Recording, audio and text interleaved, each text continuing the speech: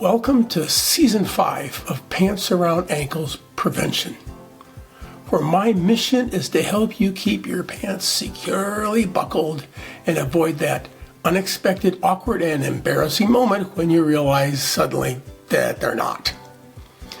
This season, we're going to do things a little differently with Shorts Around Ankles Prevention. Quick, power-packed episodes designed to deliver a punch of truth to help you wake up to a new perspective. Let's see what today's short has in store. This is my brain dump. As the typing starts for this episode, I'm sitting in my office with nothing on my calendar or to-do list but this: write. And I have all the time I need, and I don't have anything I want or feel the need to say. So here's the quote that has appeared in my mind as I sit here. It's from best-selling author James Clear. He says, "Don't wait to start writing until you have something to say. Start writing so you can find out what you have to say."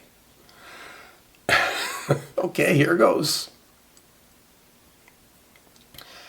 I discovered the value of journal writing over 35 years ago, back in probably the 1980s. Back then, I used the journal as a place to get thoughts out of my head and onto paper. I've heard it said that you really don't understand it if you can't write it, and I believe that. If what you write is, well, garbage, then whatever's floating around in your head probably is too. When you can figure out how to articulate it clearly in writing, then you will have greater clarity. I still value journal writing for that purpose, but not everything I write in there is necessarily about the garbage floating around inside of my head. Often I have great clarity that I've got some sort of challenge. It could be a problem or an opportunity. And I understand exactly what it is, but I don't yet know what to do. I don't have a decision, a course of action, or a plan that's sufficiently compelling anyway for me to act. So I just put it on paper, all of the thinking. And I use the journal as a place to work on it. Reading the thoughts, the options, the ideas is different than having them bang around inside of your head.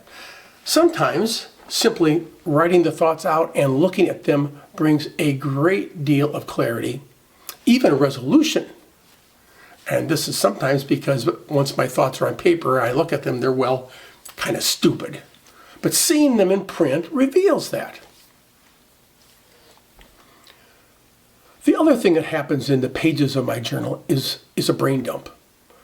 I don't usually include that I need to do laundry after my bike ride, or I think I'll go someplace new for lunch. There's nothing wrong with doing that per se, and I know people that do it and find it helpful to get things out of their head. But I often write about the various impulses and thoughts that are floating around inside of me that just seem to appear. And I record them.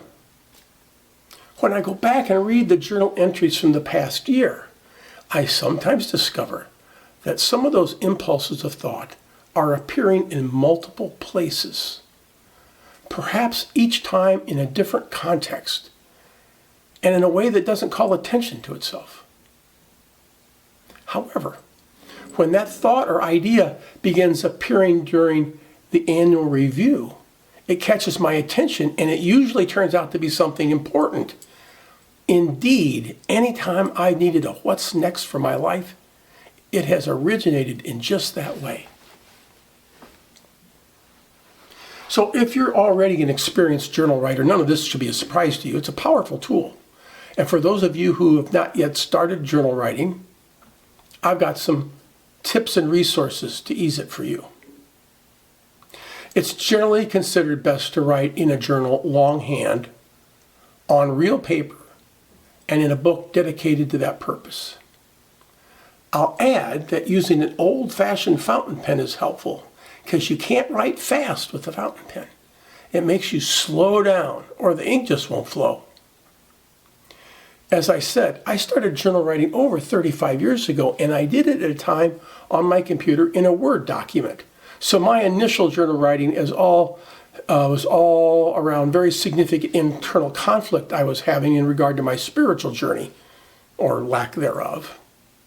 So I actually titled my Word docs Conversations with God. And I wrote them in that context. Somewhere along the line, I read a book by Julia Cameron entitled The Artist's Way, which is subtitled A Spiritual Path to Higher Creativity. The fundamental tool in this book is a form of journal writing, which she calls morning pages. The idea is that you get up in the morning and write 3 pages of brain dump, longhand, before you do anything else. So I started naming my journals morning pages, and the context for which I wrote also changed. So I usually suggest writing morning pages as a great place to start for those who have never written in a journal before. If you go onto YouTube and search for journal writing, you're going to find plenty of help.